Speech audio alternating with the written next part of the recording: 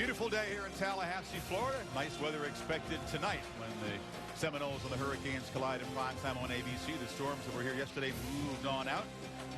She's a real fan cam zooming over a scene that you could say it's been characterized by expectation. Not just hope or belief. They expect dominance from Florida State tonight. They believe that this is once again a top national championship contender. Well, the pollsters basically agree. They rank them number 3. And we're going to break out the championship drive ratings. This is a rating system that uses some metrics, some fancy math, that it measures the teams most deserving to compete for the title based on their resumes. It would be, of course, 2 teams this year, 4 teams beginning next year. Takes into account the in-game win probability. That means the chances in-game of coming out on top. It's been very high, for example, in Florida State's games. Difficulty on achieving that based on the team's schedule. Perfect is 100. Average is about 50. So we'll see how the championship drive ratings would compare with the second edition of the BCS standings, which are on the left. Championship drive on the right. They agree that Alabama is number 1, but Florida State gets credit for some quality of wins. They're number 2. Missouri and Stanford with losses ahead of Oregon and Ohio State. By the way, we're told in our projections that Florida State, even by beating a number 7 Miami team, that won't be enough to jump over Oregon unless the pollsters change their minds and move Florida State over an idle Oregon. Paul Finebaum joins us now. We got our 5-wide, 6-wide formation here. All the playmakers in play. You have something to say to the Florida State fans who don't believe they should even be as low as number 3 behind? Well, I love these fans here. They're passionate, but they're getting ahead of themselves, and they should have listened to Jimbo Fisher a minute ago. He's not sure they belong up there, and I don't think they belong up there yet either. I mean, they're number 3. That's where they ought to be. But beating Clemson is nice, an impressive win. Beating Miami, nice, but it's in the ACC. I don't think they're quite up to the Pac-12 level or even the SEC level. So what can they do, though? They can only play the ACC teams. Well, they just have to keep winning and winning big, Chris. Paul, as much as you can say whatever you want. Remember when they played Georgia, who's in the SEC, they played the Georgia that was healthy, and they beat them at home. So as much as people want to poo-poo what they did against Clemson, well, Clemson's maybe not as good as we thought. They did what they did against Georgia, and Florida State went into the same climate and dominated that football game. They've been the most dominant team the last 3 weeks in college football. I think at some point you look at who they're playing. They're up 35-0 last week in the first quarter. See, it's not their fault that NC State's not good. 35-0. I'm with you on that, because it's one thing if you're not dominant. It's another thing if you're just wiping everybody off the face of the planet. And that's what Florida State did. And the best quality win, they went into Clemson and wiped them off the planet. So, I mean, I think that you have to look at if a team is continuing to dominate like they have, you have to have ultra respect for them, and you have to keep moving them up, because it ain't like they don't have athletes back here at Florida State. They can go with any team in the country, athlete for athlete. Sure. How do you evaluate teams? What are you looking at? These are some tough choices pollsters have to make between these teams if they keep winning. You know, it's just like what Kirk said and what David said. I like to look at a team by the body of work that they do during the season against ranked teams, especially teams who you really respect. Yeah. Now, that Florida State game, we were at that game. They dominated the Clemson team, like you said, Kirk, that took care of business against Georgia, the powerful Georgia, you know, before they got decimated with injuries. So that's the most impressive win so far. But I'm going to look at, you know, you look at a team like in Alabama. They may have, like, really a 3-game season. You know, Texas A&M, LSU, and one more game. That's about it. And Auburn, the Iron Bowl, because Auburn's pretty good now. And the championship under Gus Malzahn. Yeah, I mean regular season. So they have a 3-game regular season.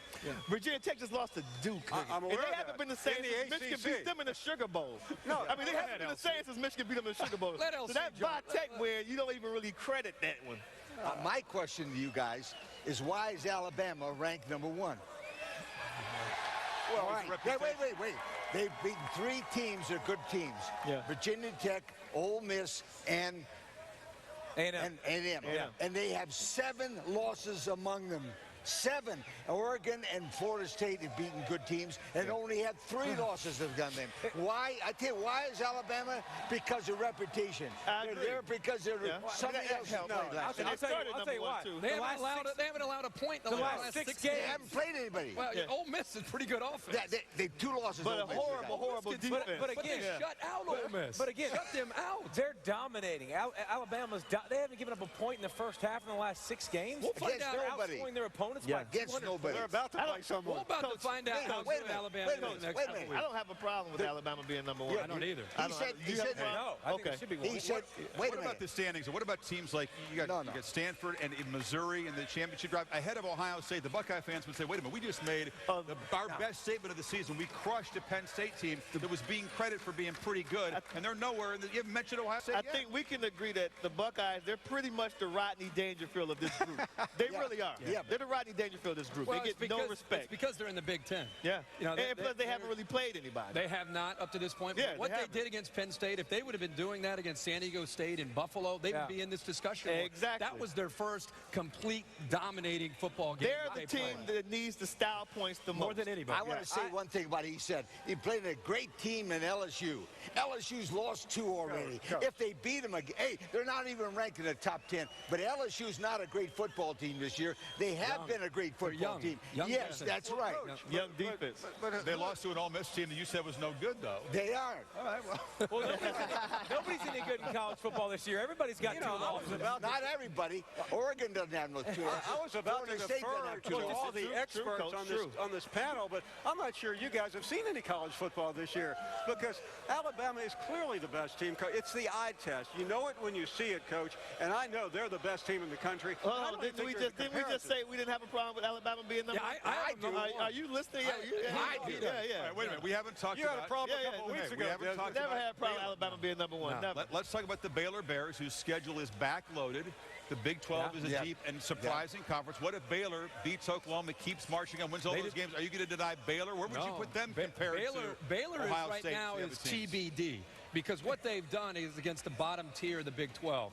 If they beat Oklahoma, right away they start to get into this discussion and get serious. And then they got Oklahoma State and Texas Tech and Texas. If they run the table, Baylor becomes a serious threat. Is there a ceiling with Baylor, though? That's how the Big 12 It depends on what happens.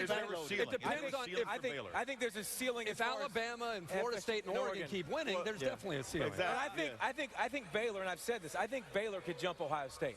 And should jump Ohio Because State of the schedule. if they both run the They're the table. Rodney Dangerfield. They will jump Ohio State. everyone's There's no doubt jumping about Ohio that. State, Yeah, but I think the exactly. problem with Baylor, You may have a one-loss team jump Ohio State. But Stanford doesn't belong ahead of Ohio State, even though we're saying this about Ohio State. Stanford has no business being talked about over Ohio State. What if they beat Oregon? They're back in the mix. They lost to Utah. I understand. Bye-bye. No, thank you.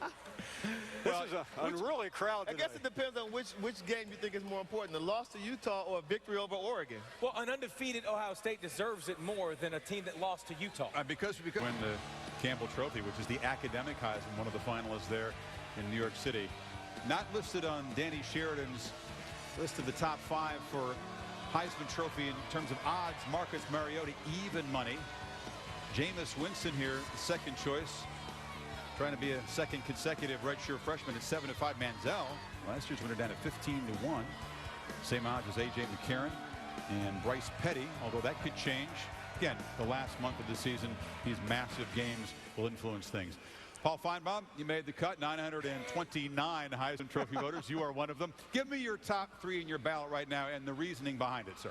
Well, I think number 3, Jameis Winston. He's the best freshman I have ever seen. Almost as good as Johnny Manziel. Actually, a little better than Manziel. But Manziel is better than him this year. Mariota would be second, and my Heisman winner right now, I think he's played better than anyone. I think he's more valuable than anyone. He's the most outstanding player. That's what the award says, Chris, is Johnny Manziel. So, Paul, I got to ask you, what has he done to change from being a punk and from being a guy that was kind of a Justin Bieber of college football? Because he's playing the same as he did a year ago when you were obviously pretty critical of him. Well, Chris, I was critical of him, what he did in the offseason, not what he did last year. I voted for him number 1 last year in the Heisman.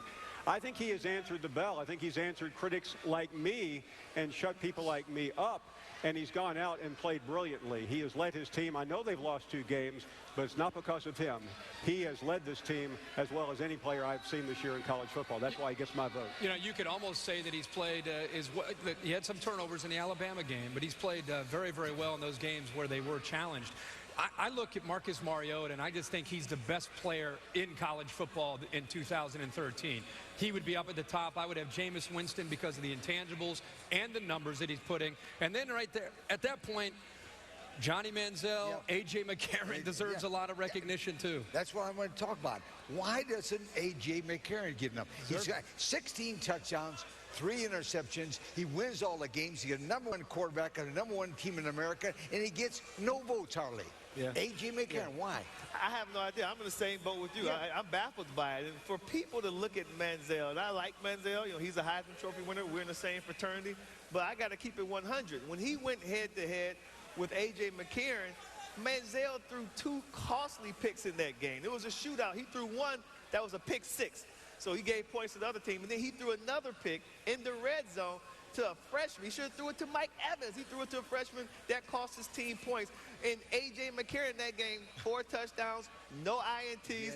They went head-to-head. Why are people still trying to put A.J. McCarron up under Johnny Manziel? It baffles me, Coach. I think he should be a top 3 guy.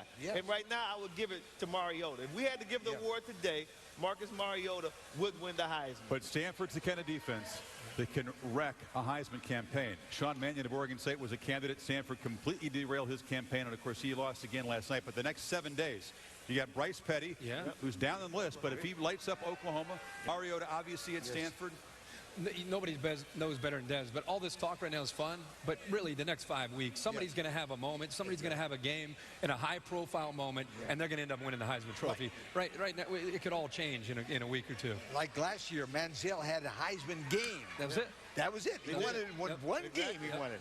Well, like you, RG3 gets a vote, and he was watching our show, and we were interviewing Art Briles earlier, and he says, can't I vote for 2 Baylor Bears, Lake C. Strunk and Penn? Now, you cannot split your vote. You got to pick one. It'll hurt your guys. But, I mean, so Paul Finebaum, he said, who doesn't vote? That's what I want to know. Like, who does not have a vote? It's incredible the amount of people who vote for the Heisman. To me, it's unbelievable. I think that. What would you like to do, cut it down? You need to cut former it down. winners get around to the Heisman house. Some random people come up to me talking about they got a Heisman vote. Like, really? It's unbelievable. I have one, don't you? Yeah, I do. You have one, don't you? Why does he want to? I can vouch for you 3. Oh, okay. Thanks. You guys. You want to take away Paul's vote? Paul, wait, get Paul back. Paul, he wants to take away your vote. I mean, you know, come on. Paul, He can't have it. I'm just saying. The implication being if Finebaum votes, anybody can vote. I don't know what you're trying to. It is what it is. I got to keep it 100. I think they cut it down. I think 929 this year. If I'm not mistaken, it used to be 972. I think they've dropped it down. What used to be way over 1,000 another year. So they're trimming it down. Keep trimming it. Keep cutting it. Hey, Keep cutting it down.